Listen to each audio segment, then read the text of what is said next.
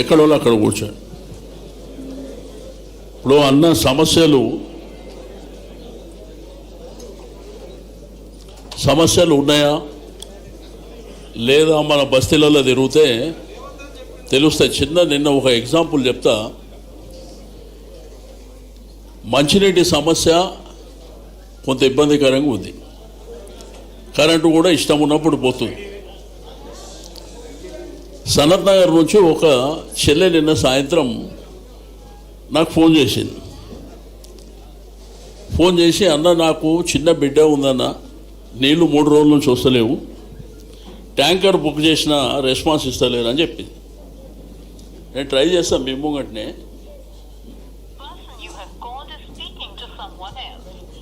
చేపించిన ట్యాంకర్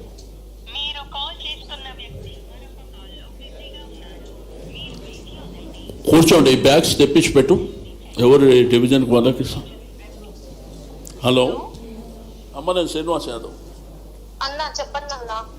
ఒక్కసారి కేటీఆర్ గారు మాట్లాడతారు. కేటీఆర్ గారు మాట్లాడతారు మీతో. నమస్తే అమ్మా, బాగున్నావా? బాగున్నా అన్న, మీరు బాగున్నారా? ఏం పేరు తల్లి నీ పేరు? నా పేరు శ్రావణి. శ్రావణి, ఎక్కడుంటావు? నేను ఎస్ఆర్ నగర్ లో ఉంటా అన్న. ఎస్ఆర్ నగర్. ఇంట్లో ఎవరెవరు ఉంటారు? నేను, నా హస్బెండ్, మా అత్తయ్య, చిన్న బాబు. చిన్న బాబు. ఎంత బాబు వయసు ఎంత? ఇది నిజమేనా? మీరు కేటీఆర్ ఏనా?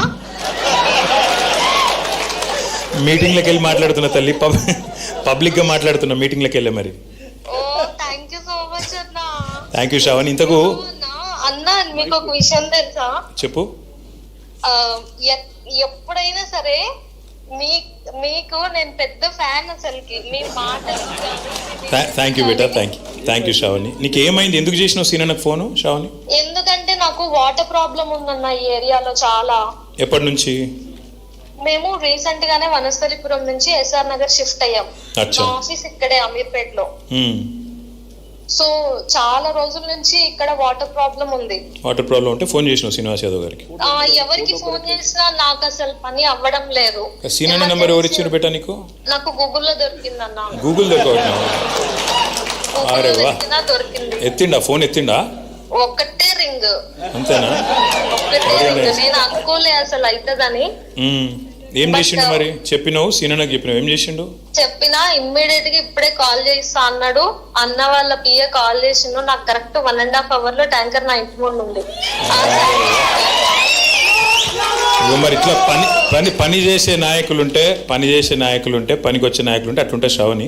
అంతే అన్న. మరి ఆబ్వియస్ గా పనికిరాని వాళ్ళందరూ తీసుకొని డబ్బులు సంపాదించుకుంటూ దేనికన్నా. నువ్వు ఆయన తిట్టేవా?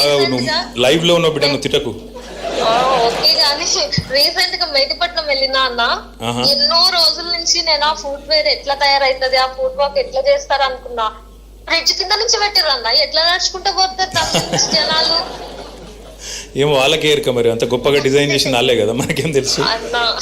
థ్యాంక్ యూ శ్రావణి, నీకు ఆల్ ది బెస్ట్. అన్నతో టచ్ లో ఉండు. నీకు అన్నం మాట్లాడినందుకు థ్యాంక్ యూ బేటా. Thank you. నమస్తే బేటా.